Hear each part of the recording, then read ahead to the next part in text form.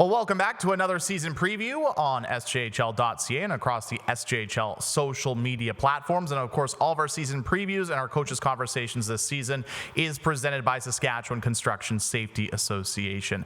And today we are pleased to be joined by the head coach and the general manager of the Notre Dame Hounds, Brett Pilkington. Brett, thanks so much for taking the time to join us today. Really appreciate it. How's it going? Not too bad, and thanks for having me. Of course, the hockey season's just around the corner. It's an exciting time across the entire Saskatchewan Junior Hockey League.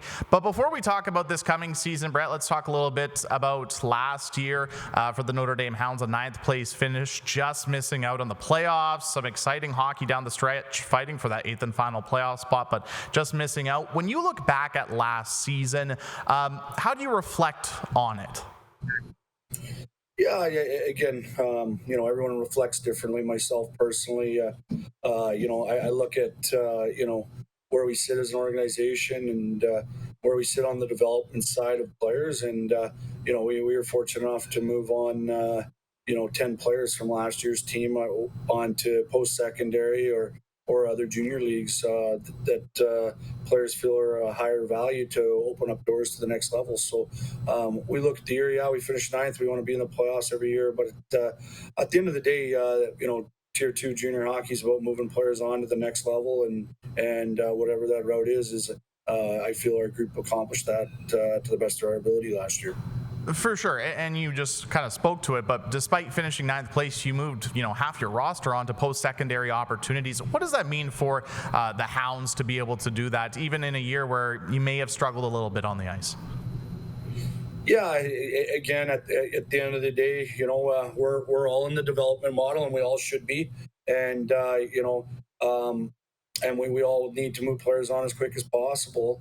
And for us here at Notre Dame, it's a little bit more in that factor is we want our players to develop as quick as possible and get them on. So again, like I said, we didn't get the results in the standings, but I think each and every player that we had come through the door here last year to play for the junior team accomplished something individually that they're looking to pursue moving forward, and that's how we evaluate it. And the development side of things isn't just for the players as well. I mean, it's there for the coaches too. I mean, just a couple of weeks ago, the news came out about your assistant coach, Dion Annison, moving on to, getting a head coaching job. What were the few years of working with Dion like, and what do you think of that opportunity for him? Well, again, Dion, he worked with me, 1 year solid, but helped me out for a couple while he was coaching within the school here.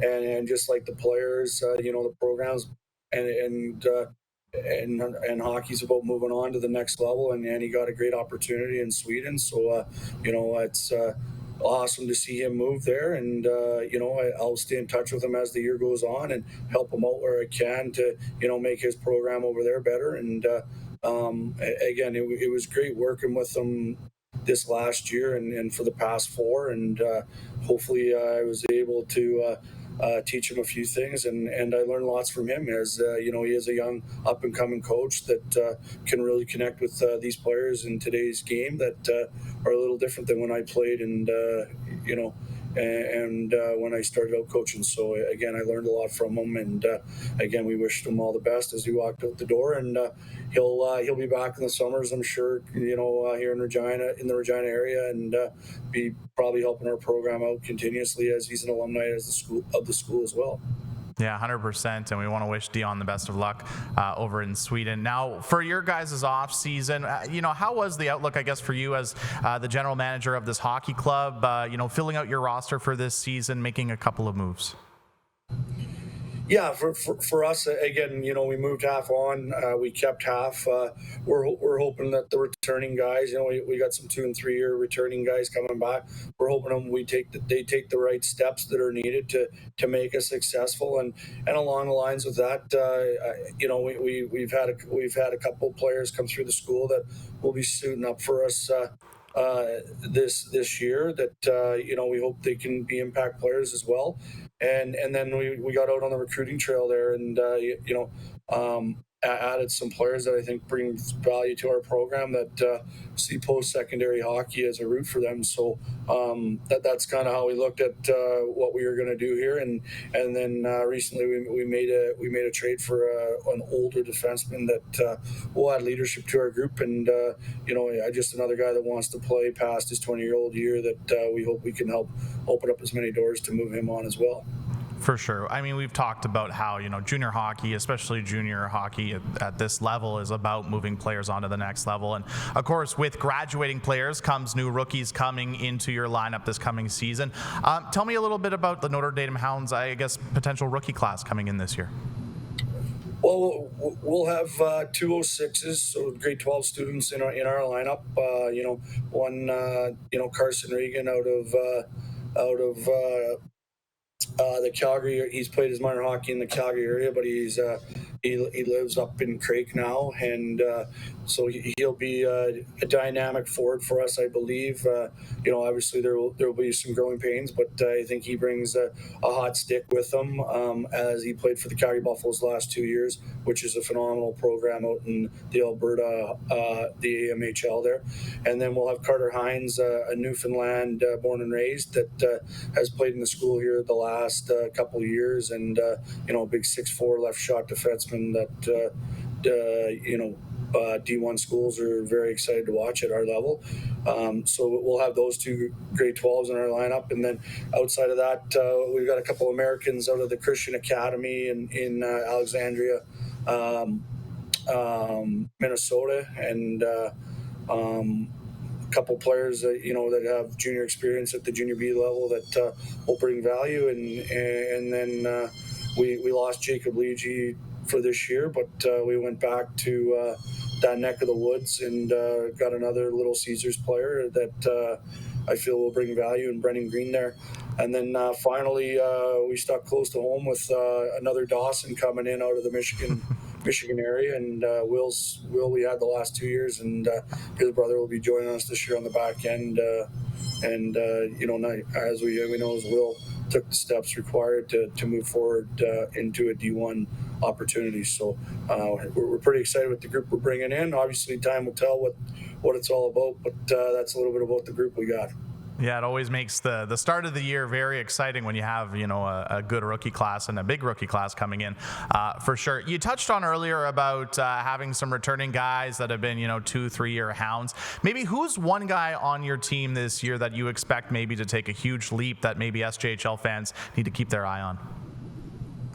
Well, for me, it's one of the. I'll give you two guys.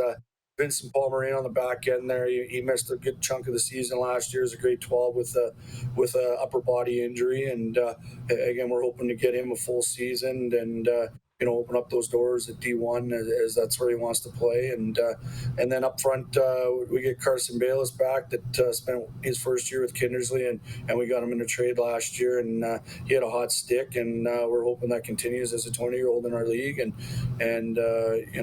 from there's a few other exciting pieces, but time will tell how it all looks. For sure. I know it's early. Obviously, there's training camp and, of course, the preseason. But right now on paper, when you look at the 2023-2024 Notre Dame Hounds, where do you think the strength of your hockey club is? For me, I think it's our back end.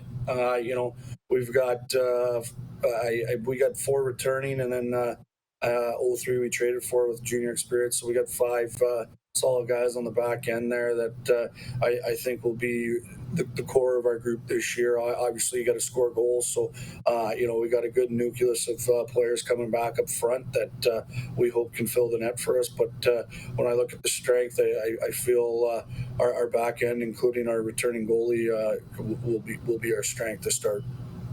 And I guess finally, obviously we touched on last year, you're just missing out on the playoffs, but what are your expectations for this coming year? Is it to get back in the playoffs, or do you expect to be even higher? Well, again, every team wants to play in the playoffs. So again, if I didn't say that was the goal, we're in the wrong business here. But for us, we always want to be a middle of the pack team, and that's the goals going into the year, and that's what we're going to strive for each and every day, along with the development of each and every player. Awesome, Brett. Well, thank you so much for your time. We really appreciate it, and best of luck in the 2023-2024 SJHL season. Yeah, thanks for having me, and I will see you around the rink shortly.